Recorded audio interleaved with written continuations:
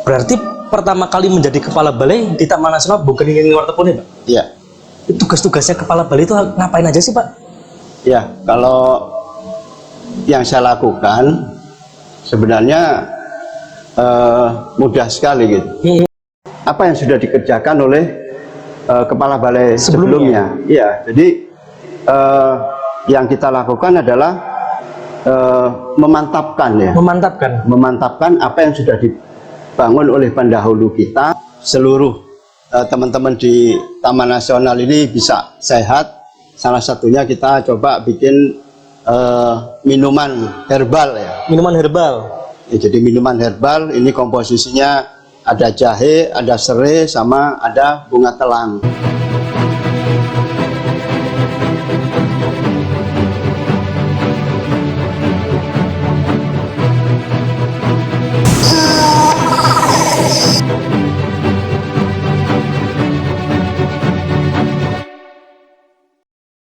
Assalamualaikum warahmatullahi wabarakatuh, Sobat Malay semuanya. Jumpa lagi dengan saya, Indra Purnama, masih dalam acara Bonawa Corner, melihat Taman Nasional Boganingan Wartepun dari berbagai macam sudut pandang.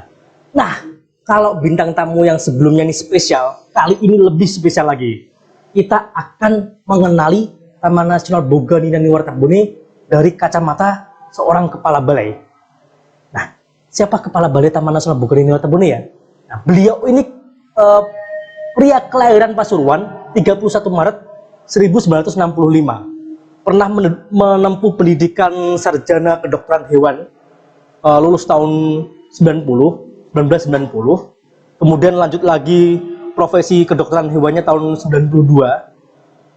Langsung kita sambut Bapak Dokter Hewan Supriyanto. Selamat datang di Bonawa Corner, Pak. Mas dulu, Pak. Selamat datang di Bonawa Corner. Spesial sekali hari ini saya bisa langsung wawancara Pak Supri. Halo semuanya. Sebelumnya mungkin kita membahas tentang pengelolaan Taman Nasional Boganingan Wartepun secara umum, Pak. Tapi sebelum ke sana, saya pengen tahu nih perjalanan karir Pak Supri itu mungkin dari kuliah aja. Seperti apa, Pak? Ya, saat kami kuliah di Institut Pertanian Bogor, ya, IPB, sekarang menjadi IPB University. Seperti biasa, kami juga aktif ya di himpunan profesi dari teman-teman mahasiswa, dan kebetulan kami ada 5 pro itu di satwa liar, dan kebetulan saya suka dengan burung ya. Jadi kita kalau hari libur sebenarnya tidak hanya burung, tapi yang lebih dominan satwa lain. Ya, satwa liar. Jadi satwa liar ya. Jadi kalau ada libur kami coba ke lembaga konservasi, baik itu kebun binatang, taman mini, bisa rutin setiap hari libur, dan bahkan pada libur panjang kami bersama teman-teman itu mencoba ke Pulau Dua waktu itu untuk belajar bagaimana kehidupan satwa liar yang ada di sana. Seperti itu. Berawal dari kesukaan berarti, Pak?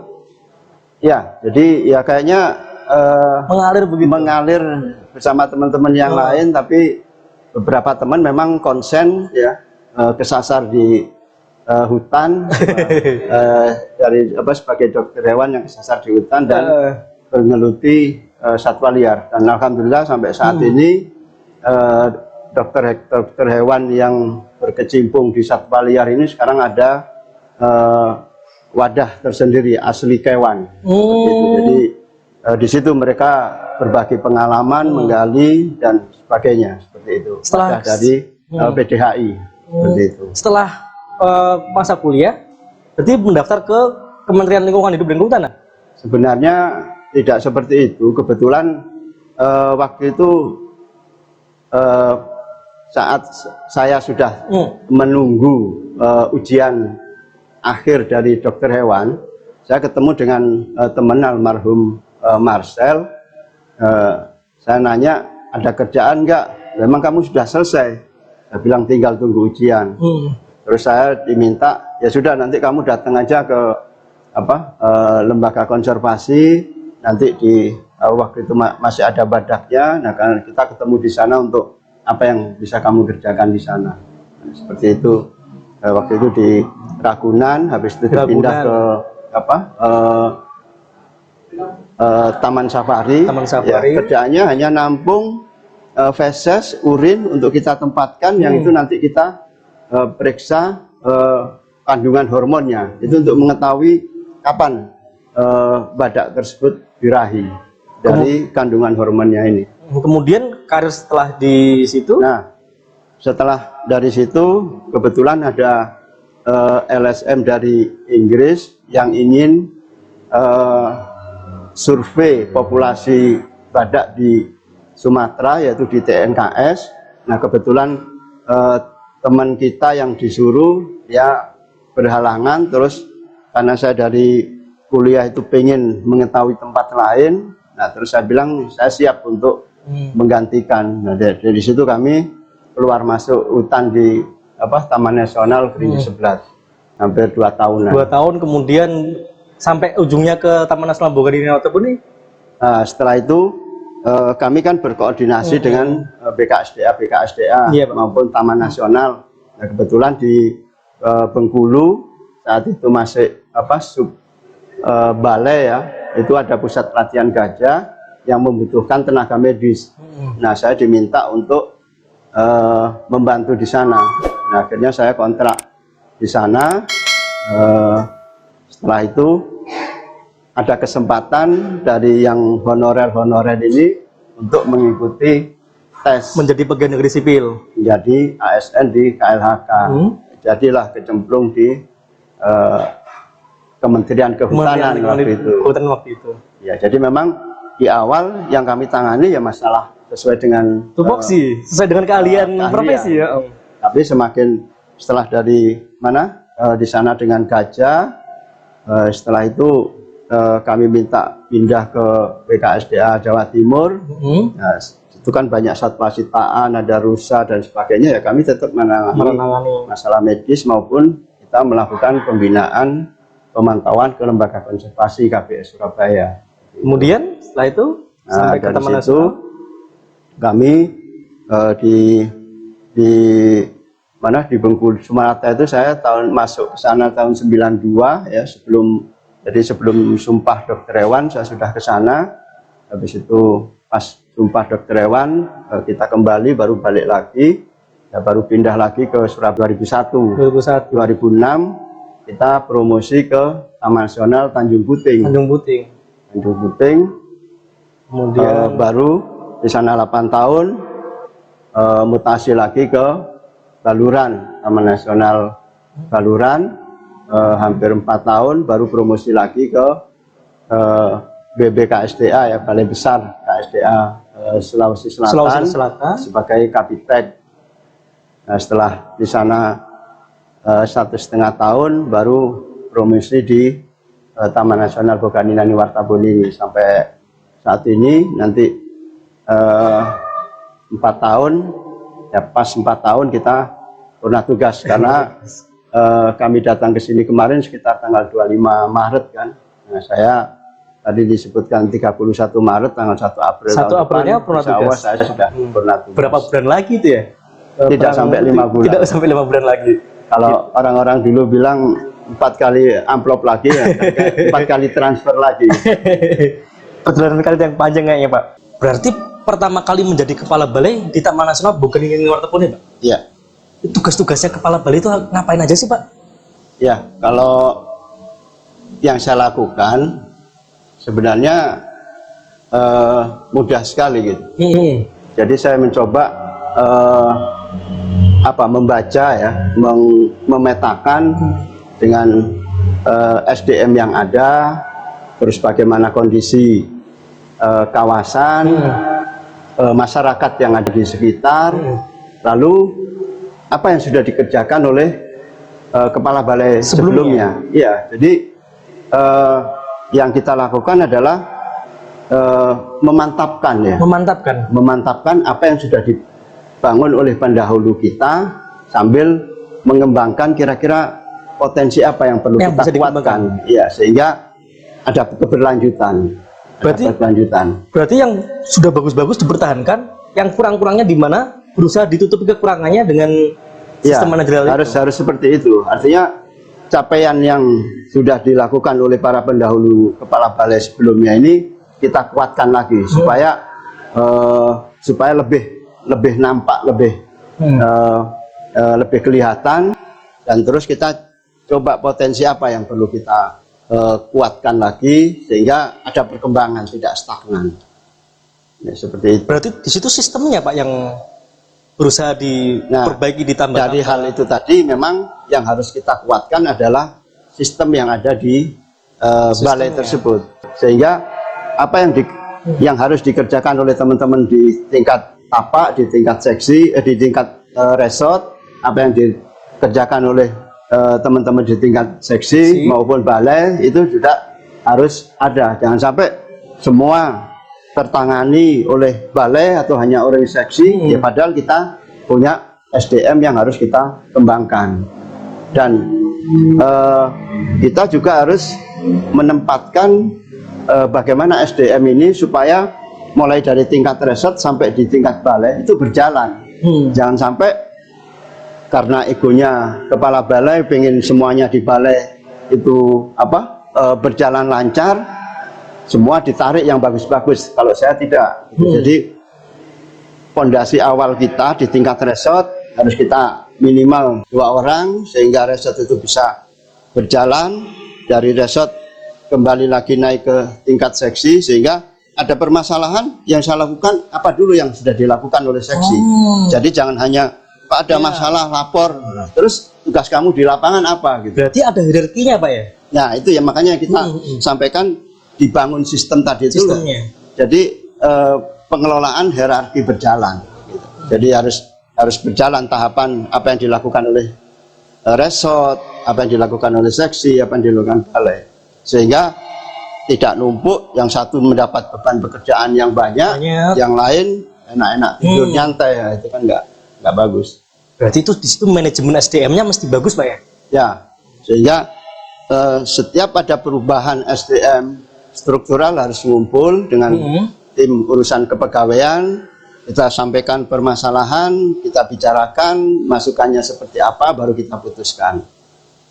Jadi tidak serta-merta terus dasarnya suka tidak suka kepala balai mendak. Saya selalu lakukan seperti itu supaya itu tadi, saya ingin mengkader, saya ingin membangun sistem, dan harapannya teman-teman dari yang eselon 4 bisa naik kepala balai, dia punya pengalaman, yang di staf bisa naik promosi lagi, mereka juga punya model yang harus dikerjakan ke depannya seperti itu.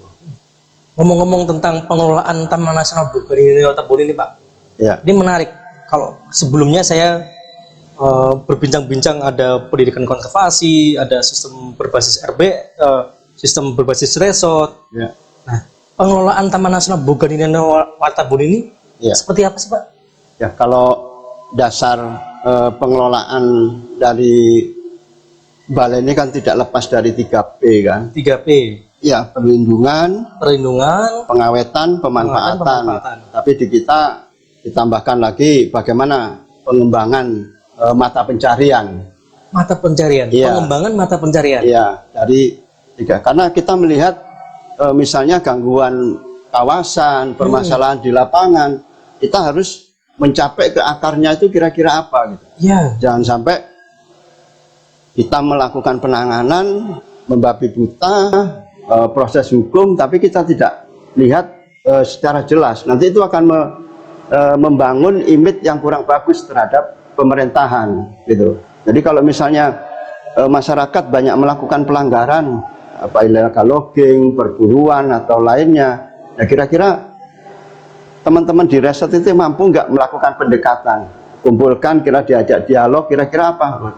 Kalau jawabannya saya tidak memiliki ini, kita butuh ini, nah ini kita pikirkan tadi alih profesi seperti apa. Nah itu kan perlu tahapan yang harus kita selesaikan, sehingga kalau itu dilakukan, kita dengan masyarakat kecil kita berdampingan. Nah masyarakat yang di balik itu lagi yang harus kita lakukan penanganan lebih lanjut seperti apa. Jadi berarti berarti gangguan kawasannya ketika dicari akarnya, oh ternyata akarnya mata pencarian masyarakat di sekitar kawasan konservasi. Nah, berarti selain menangani gangguannya juga menangani akarnya ini berarti Pak? Iya, karena di kita tadi kan 3P tadi kan ada pemanfaatan. Pemanfaatan. Ya. Nah, pemanfaatan ini kan bisa dari air yang ada di dalam kawasan, ada HBK, ada pemanfaatan jasa lingkungan. Nah, teman-teman resort ini yang akan memotret. Nah, dengan pola kegiatan kita, resort based management, ini banyak sekali yang bisa kita tampilkan, pendataan dan sebagainya. Potensi. Jadi dengan resort based management yang dilakukan oleh teman-teman di lapangan, ini berarti kawasannya dijaga, potensinya dikenali, dan permasalahannya harapannya bisa diselesaikan secara tuntas, karena mereka mengenali di tingkat tapak kan setiap masalahnya apa. Misalnya terkait dengan perambahan, kebetulan kita ada pemulihan ekosistem kolaborasi, artinya masyarakat kita ajak untuk memulihkan, tapi harapannya ke depan mereka memperoleh nilai ekonomi. Nah, dasarnya apa? Kita punya referensi ekosistem jenis tanaman ya, jenis tanaman yang kita tuangkan dalam referensi ekosistem. Di situ kita terapkan 40% tanaman hutan, 60% tanaman yang bisa diambil, dimanfaatkan oleh masyarakat, sehingga ke depan masyarakat akan memperoleh nilai ekonomi. Kalau boleh tahu jenis tanaman apa itu Pak? Nah, di kita untuk tanaman hutan bisa ada nantu, ada cempaka dan lain-lain. Untuk ini kan ada buah-buahan, ada kemiri, ada buah pala yang bisa dikembangkan. Berarti nanti kemiri dan buah pala ini yang akan dimanfaatkan hasil hutan, bukan kayunya.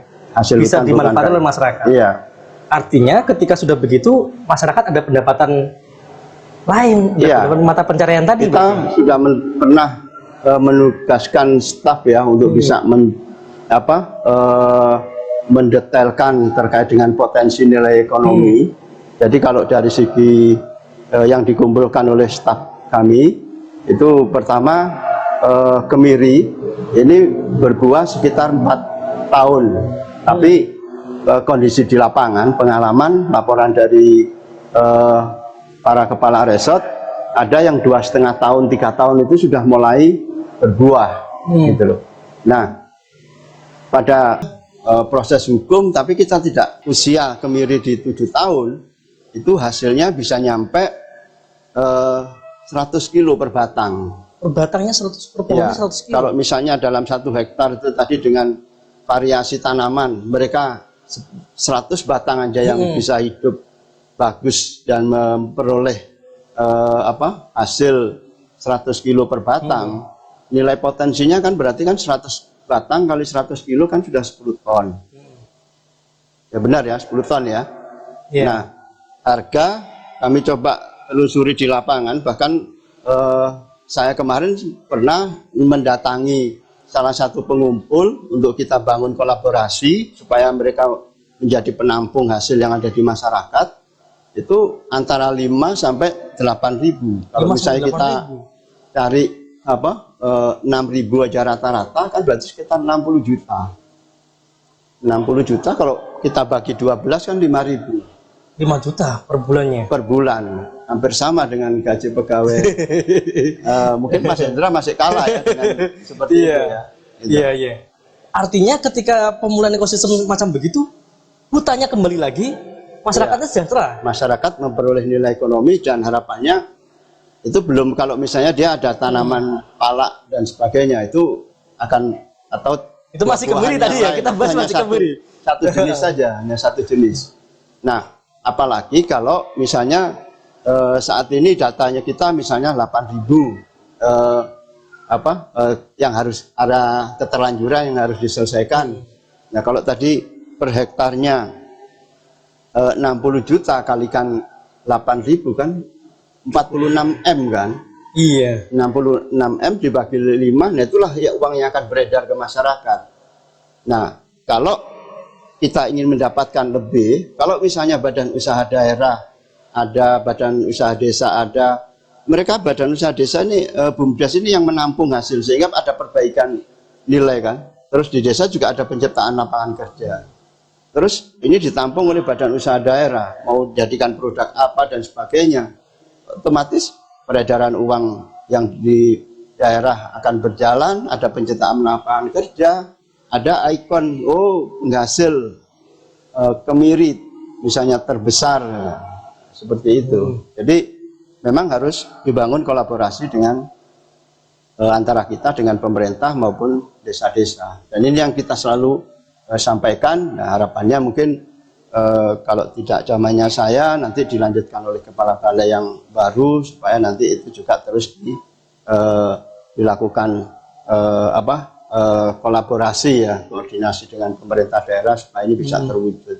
Nah, supaya ini cepat bisa dinikmati. Nah, kalau kita memiliki dana yang sangat terbatas untuk menyiapkan bibit, ya mungkin bisa kolaborasi dengan pemerintah daerah dan dengan perkebunan, pertanian, menyiapkan bibit, dana desa, sehingga yang 40M tadi itu bisa lebih cepat terrealisasi. Seperti itu. Hutannya kembali lagi, masyarakatnya sejahtera, akar permasalahannya tadi. Lahan-lahan pertanian yang di luar kawasan yang saat ini sudah kekurangan air itu mungkin akan terpulihkan dan mungkin ya, itu banyak sekali yang akan didapatkan oleh masyarakat dengan kembalinya ini sumber air yang bertambah sehingga lahan-lahan yang saat ini tidur bisa menjadi aktif kembali. Seperti itu. Ngomong-ngomong nih, saya dengar menjelang masa purna tugas nih Pak, banyak inovasi-inovasi yang Pak Supri hasilkan. Apa aja sih Pak? Penasaran saya. Kemudian ada juga di depan ini kok, saya penasaran juga ini. Kita minum dulu nih. Minum dulu Pak, siap. Ini kalau Sobat Malio semuanya ingin tahu? Ya Pak, rasanya gimana? Rasanya dulu. Mantap. Ini mungkin ya kelihatan ya kalau Sobat Malio, ini warnanya biru-biru bagaimana, biru-biru ungu. Ya, ini apa sih Pak? Seperti Pertamax ya. Iya. Ini apa sih Pak?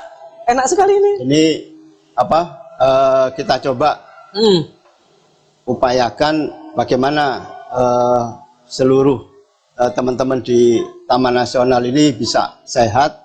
Salah satunya kita coba bikin minuman herbal ya. Minuman herbal. Ya, jadi minuman herbal ini komposisinya ada jahe, ada serai, sama ada bunga telang. Bunga telang? Bunga telang. Jadi di sekitar kantor kita tanamin. Nah, harapannya teman-teman juga melakukan hal yang sama untuk di rumah-rumah. Artinya memanfaatkan lahan tidur yang ada di sekitar kita. Itu yang sedang saya bangun, memanfaatkan lahan tidur di sekitar kita dengan jenis-jenis tanaman yang memungkinkan di situ. Misalnya jahe di polybag, ya, ada serai, ada bunga telang. Nah, yang penting membuat kita dan keluarga kita ini bisa sehat dulu. Dan ada nilai ekonominya. Nah, kalau misalnya keluarga kita sehat, ada lebih. Nah, teman-teman sudah banyak pengalaman kan penyuluh kita untuk dibimbing menjadi suatu skala usaha. Oh, berarti bisa diterapkan untuk menjadi ekonomi alternatif masyarakat sekitar kawasan. Nah, yang keempat tadi yang saya sebutkan tadi, harapannya seperti itu. Jadi bunga telang ini tidak hanya untuk minuman, bisa juga ini berupa selai ya. Kalau ini selai? Ya, selai bunga telang. Itu. Kalau misalnya kita ingin cukup minuman sederhana aja, ya udah bunga telang kita celupkan aja di air panas, itu nanti warnanya jadi biru, tidak ada rasa, tapi ada manfaat. Ada manfaatnya. Nah, nanti kalau ingin tahu apa manfaatnya, ditanya ke Mbah Google itu. Di Google ada itu. Manfaat bunga telang. Seperti itu. Salah satunya apa sih Pak manfaatnya Pak? Salah satu aja. Kalau ini bisa mencegah untuk diabetes ya. Diabetes. Terus juga antioksidannya juga cukup tinggi dan masih banyak lagi. Kalau ini saya juga penasaran nih. Kalau yang ini sama Pak atau beda? Ini sama? Beda ini. Beda. Jadi ya? Kalau yang ini? Kalau yang ini adalah sirup ini buah pala. Oh, yang tadi ditanam masyarakat tadi berarti. Jadi saya melihat masyarakat yang sudah menanam buah pala, mereka menanam itu kan hanya memanfaatkan ini biji sama bijinya, polinya ya, kulit merahnya itu. Tapi dagingnya dibuang. Tapi dagingnya dibuang. Nah, saya mencoba membuat daging ini memberi manfaat lebih. Menjadi sirup ini, Pak. Ya, jadi kita ini dengan perlakuan ya, kita bikin lembut, kita rebus ya, untuk sarinya kita bikin sirup. Nah, ampasnya itu masih bisa digunakan juga, bisa bikin dodol ya, atau makanan yang lain yang kita ini. Tapi saya produknya baru berupa sirup dengan dodol. Kemarin pernah dicoba bikin selai, kayaknya masyarakat belum familiar. Berarti hasil hutan bukan kayu juga bisa dimanfaatkan menjadi sirup pala yang mempunyai nilai ekonomi lebih tinggi mungkin ya Pak ya? Iya, jadi kalau tadi bijinya sudah dimanfaatkan, polinya sudah dimanfaatkan, tinggal dagingnya. Ya, paling gampang daripada kita bikin sirup. Ya, kalau misalnya mau dibikin di tempat lain ya, kalau misalnya kita pergi ke kota hujan itu banyak sekali manisan ya. Di Bogor. Ya, itu kan banyak sekali, tapi mungkin lebih rumit sehingga yang kita perlukan ini bentuknya sirup. Nah, kalau yang ini adalah sirup markisa ya. Jadi tadi saya sampaikan pemanfaatan lahan, kita di rumah bikin tempat untuk nanam markisa, sehingga kita ajarin juga. Jadi kami siap untuk memberikan berbagi ilmu dengan masyarakat bagaimana cara membuat ini. Harapan kami masyarakat sehat, lahan sekitar rumah termanfaatkan. Nah, kalau mereka kumpul dalam banyak rumah sehingga hasilnya banyak, bisa dijual menjadi produk kelompok masyarakat.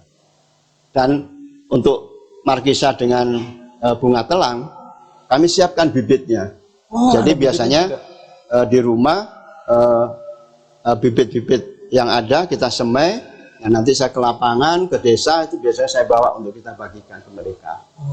Seperti itu. Sekaligus kita bawa sampel contohnya. Saya mau bahas nanti persiapan Bapak memasuki masa purna tugas. Tapi sebelumnya, sebelum memasuki masa purna tugas, saya dengar banyak sekali penghargaan yang didapat di Taman Nasional Boganingan Wartabone Ya. Selama masa Pak Supri menjabat sebagai Kepala Balai. Apa aja sih Pak? Dan boleh ceritakan bagaimana? Ya. Tadi kan saya sampaikan bahwa saya melaksanakan tugas ini adalah meneruskan ya apa yang sudah dibangun oleh para pendahulu kita untuk bisa kita kuatkan lagi. Dan kebetulan teman-teman ini sebenarnya banyak sekali yang sudah dikerjakan gitu. Tapi mereka belum termotivasi atau belum dicoba diusulkan gitu. Nah, kebetulan pas saya di sini 2019 saya melihat akhirnya di 2020 kita sampaikan ke teman-teman, ada beberapa personil yang kita mintakan ke sana untuk bisa mengurus administrasi ya. Saya sampaikan ke kepala seksinya yang di tingkat seksi di sini dengan Kasubag TU, dan saya lakukan monitoring.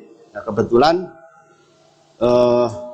untuk Polhut pernah diraih ya oleh teman-teman, Polhut Trengginas. Nah, saya sudah wawancara itu. Ada Polhut Inovasi, Pak Venture. Ya, itu kita. Jadi untuk bisa mereka siap ini pun perlu trik sendiri gitu loh. Untuk bagaimana bisa mereka bisa menyelesaikan, menuntaskan administrasi. Artinya tugas itu sebenarnya sudah dilakukan. Sudah dilakukan. Tinggal administrasinya saja Ya, yang belum kadang-kadang mereka tidak terarsipkan dengan baik dan sebagainya kan. Sehingga kami waktu itu setelah kami sepakat dengan tim struktural, nah, yang bersangkutan kita sampaikan, baru kita secara berkala kita monitor. Nah, kadang-kadang mereka kan yang jawaban, oh iya Pak sedang dikerjakan. Tapi saya gitu saya nggak mau. Harus ada nih buktinya, mana sudah kerjakan. Sudah selesai berapa persen? Berapa persen selesai? Iya. Jadi teman-teman ke Dupak pun juga saya seperti itu. Jangan sampai, oh iya Pak masih di pikiran, masih di laptop, nggak ada bentuknya. Artinya karir pegawainya juga di Pak Supri juga membutuhkan juga. Harus diinikan, karena jangan sampai yang menilai kan bukan kita gitu. Mereka layak atau tidak itu bukan kita. Kita hanya melihat potensi, coba kita fasilitasi untuk bisa diselesaikan administrasi dan sebagainya, baru kita sampaikan. Yang menilai kan pimpinan di pusat. Gitu. Jadi itu yang bisa kita sampaikan, sehingga waktu itu ada penghargaan untuk teman-teman Polhut Rengginas, Polhut Inovasi, kelompoknya waktu itu juga Juara Harapan, walaupun masih berumur 2-3 tahunan ya, kelompok masih baru. Ya, kelompok masyarakat di Wedi Agung itu memperoleh penghargaan sebagai Juara Harapan, dan alhamdulillah sampai sekarang mereka termotivasi, usaha-usaha yang dibangun terus berkembang. Nah, habis itu kita mencoba, karena sistem kita sudah transparan, keterbukaan, saling percaya antara ini dengan pimpinan, dengan mitra. Kita coba kemarin usulkan untuk menuju zona integritas. Ya, kemarin saya ngobrol sama Bu Kusma, itu bagaimana itu Pak? Ya, jadi ya sama, saya melihat kita tanya kan teman-teman gimana, karena kita setiap akhir tahun itu melakukan evaluasi kan, bagaimana mereka mengelola keuangan, bagaimana ini, sehingga kami coba pada saat ada tim inspektorat datang, lalu saya sampaikan gitu loh, kalau misalnya Bogani ingin mencoba melakukan usulan sebagai balai yang memiliki zona integritas, menuju wilayah bebas dari korupsi. Ya, itu kami termotivasi pada saat bertugas di tempat lain. Nah, pada saat saya jadi kepala balai, saya punya kekuatan, sehingga saya bawa teman-teman untuk ke sana. Dan alhamdulillah dengan dikoordinir oleh Bu Kasubag TU, semua bisa berjalan dan kita mendapatkan predikat itu dari Menpan RB, dan merupakan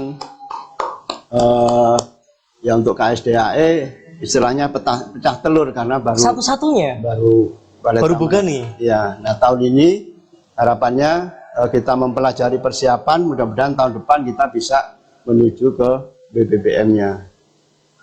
Seperti itu. Jadi kan ada tahapan setelah ZI baru BBBM. Nah, mudah-mudahan teman-teman seluruhnya itu juga memberikan dukungan yang kuat, memberikan perubahan, dan harapannya BBBM untuk penilaian di tahun 2023 bisa kita usulkan dan mudah-mudahan bisa berhasil juga, seperti itu. Kembali ke tadi Pak, saya tertarik dengan inovasi-inovasi yang Mas Supri berikan. Saya tertarik juga, saya dari tadi lihat bajunya Mas Supri nih. Ya. Boleh cerita itu Pak? Ya, jadi salah satu upaya saya untuk menjelang purna tugas itu kan saya harus berpikir kira-kira ada kegiatan apa sih yang bisa saya lakukan, jangan sampai nanti habis ada rutinitas bekerja tiba-tiba purna tugas hanya tidur aja. Nah itu karena pengalaman dari keluarga ya, ada mbah saya itu yang begitu aktif, terus aktivitasnya itu berkurang, terhenti. Nah itu akan menurunkan apa ya, semacam fisik dan sebagainya. Nah, saya tidak berharap seperti itu. Artinya ya ini yang saya persiapkan. Artinya dengan produk-produk seperti ini harapannya juga bisa saya bangun di lingkungan saya dan tempat tinggal saya nanti. Terus untuk EcoPrint ini memang saya mempelajari pertama dari YouTube, terus dari ada mitra yang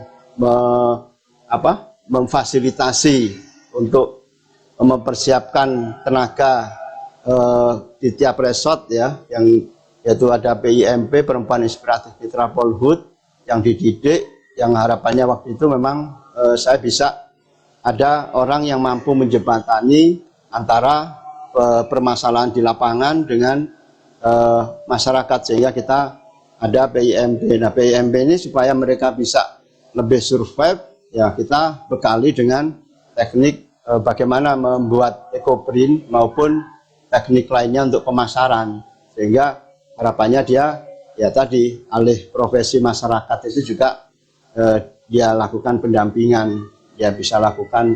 Nah, untuk ekoprint sendiri ya di sela-sela kesibukan saya berusaha untuk meningkatkan ya kemampuan gitu. Jadi setelah mempelajari dari YouTube, setelah mempelajari kegiatan yang dilakukan oleh PIMP, kita mendatangkan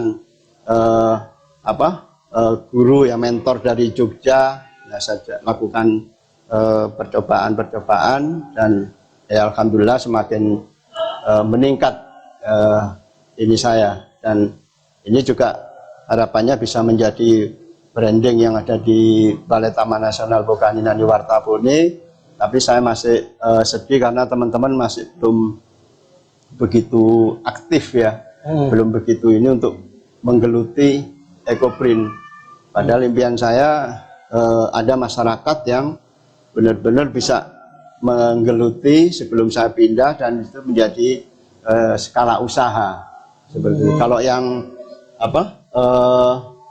bunga telang kemarin informasinya ada satu orang yang sudah mengajukan izin, sudah dapat PIRT, jadi dia sudah menjual produk bunga telang ini. Walaupun awalnya kami minta dikirim bibit dari Jawa, kita tanam.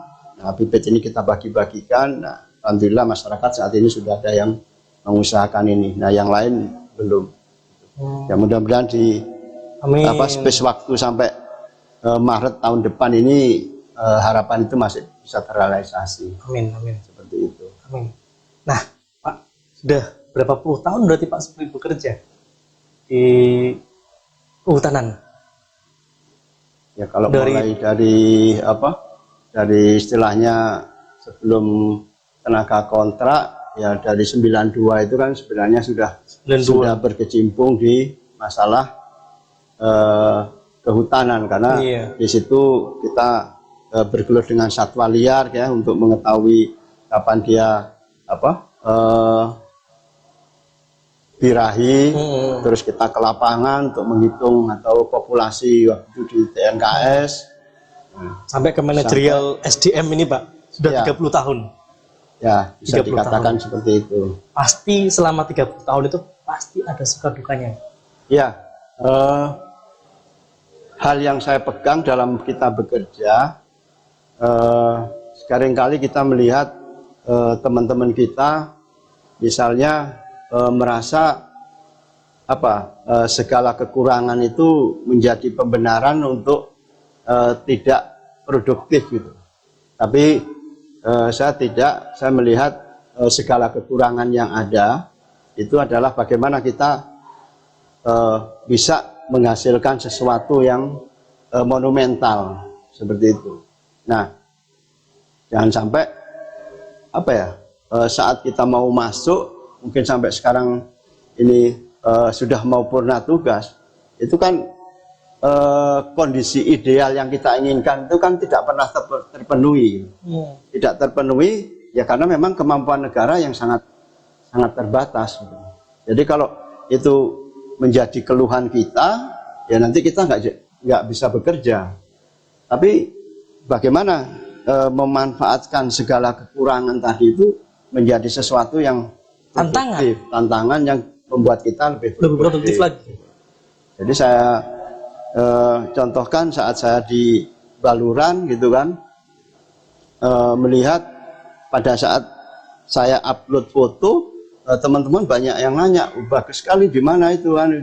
Akhirnya saya kumpulin aja teman-teman di seksi, di resort, bagaimana kalau kita bikin tempat selfie di sini gitu. Nanti masalah posisinya di mana, nah kita bareng-bareng turun ke lapangan ini, terus apa yang mau dilakukan. Nah nanti mereka usul, oh ya Pak, nanti untuk tiangnya akan kami cari kayu yang di baluran yang eksotik itu kan, nah, itu akasia nilotica. Apa spot selfie? Ya, jadi untuk tiangnya terus tulisan ya kita bukan itu harus dengan apa pendanaan khusus, tapi teman-teman kita gerakkan. Nah, akhirnya dari situ kita melihat itu menjadi tren gitu kan. Tempat selfie dengan background gunung, bahkan sering orang datang yang ditanyakan ini dulu. Nah, akhirnya teman-teman di tingkat resort ya bersama-sama bergerak untuk membuat yang baru, karena orang yang hadir ke suatu tempat itu kan ingin mendapatkan pengakuan kan, supaya oh saya datang. Nah, kalau misalnya sekali datang sudah di sini, dia kan ingin dapat tempat baru lagi. Ini yang harus kita ciptakan, spot-spot untuk memberikan ruang bagi pengunjung bahwa dia diakui sudah datang ke situ. Nah, itu yang kita bangun seperti itu. Nah, Pak Supri ini pengalamannya sudah banyak, malang buana dari Taman Nasional ini ke Taman Nasional lain, ke BKSDA, kemana-mana, ke Sumatera, di Jawa, di Sulawesi. Pasti ada hal yang dikorbankan di situ, Pak. Keluarga misalkan, bagaimana dengan keluarga, Pak? Ya, kalau kebetulan istri sebagai ibu rumah tangga kan, jadi ngikut terus kemana saya ditugaskan ikut, jadi nggak ada kendala. Nah, cuma anak-anak juga ikut dengan kita, tapi pernah saat kami di Pangkalan Bun itu kami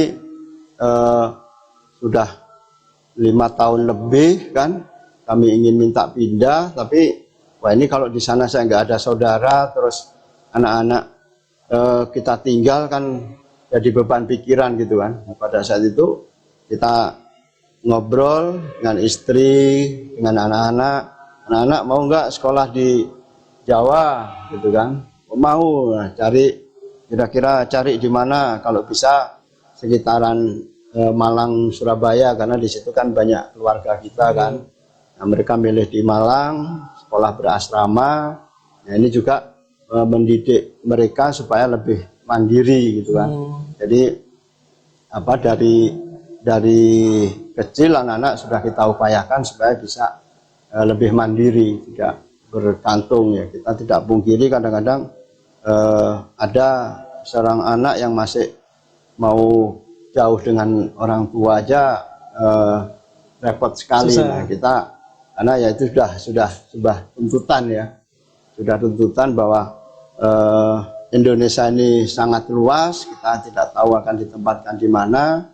Ya, kita harus berupaya mendidik anak-anak, tapi kita tidak lepas tangan, tapi bagaimana kita ngontrol dan sebagainya. Dan alhamdulillah sampai saat ini menjelang purna tugas, anak-anak sudah selesai semua kuliahnya di Malang dengan di Bogor.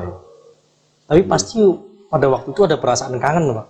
Ya, itu tidak dipungkiri, di anak-anak juga ada gejolak juga, pengen ketemu tidak orang jauh tuanya, dengan, pengen jauh, pengen balik lagi bareng-bareng sama orang tua gitu kan. Tapi ya itu bagian sebuah proses kan, sebuah proses yang harus dilawan, diberikan pengertian, dan akhirnya ya alhamdulillah sampai saat ini tuntas, walaupun yang kecil ya, hanya 2 orang, perempuan dan laki.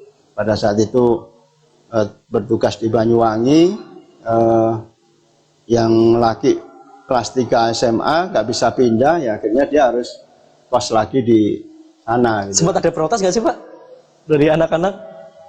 Ya, kalau intinya kan kita harus memberikan pemahaman bahwa ya tugasnya harus seperti ini. Kalau kita nggak bekerja ini dengan baik, nanti dari mana kita bisa membiayai anak-anak, bagaimana kita bisa memberikan nafkah kepada anak-anak. Jadi semua keluarga sangat penting, pekerjaan juga sangat penting. Ya, kita harus memilih resiko gitu kan. Kalau misalnya kita punya usaha sendiri ya kita bisa ngatur, tapi karena kita ada di pemerintahan, ada aturan yang kita ikutin, ya kita harus dua-duanya bisa kita lakukan, tapi bukan dikorbankan, tapi semua harus Jalan berjalan sama-sama. beriringan. Dan itu pengabdian yang Pak Supri berikan kepada negara, tapi tetap juga memperhatikan Ya, keluarga. seperti itu. Pak Suprianto April sudah memasuki masa purna tugas. Kita doakan semuanya, semoga Pak Supri sehat-sehat terus, bisa kumpul sama keluarga, cita-citanya tercapai, bisa memiliki usaha, tetap beraktivitas, dan tetap mempunyai kecintaan terhadap lingkungan hidup dan kehutanan. Amin. Terima kasih Pak Supri, terima kasih banyak. Selamat sampai jumpa lagi. Ya. Bapak Dr. Hewan Suprianto, tepuk tangan semuanya. Terima kasih Pak. Ya.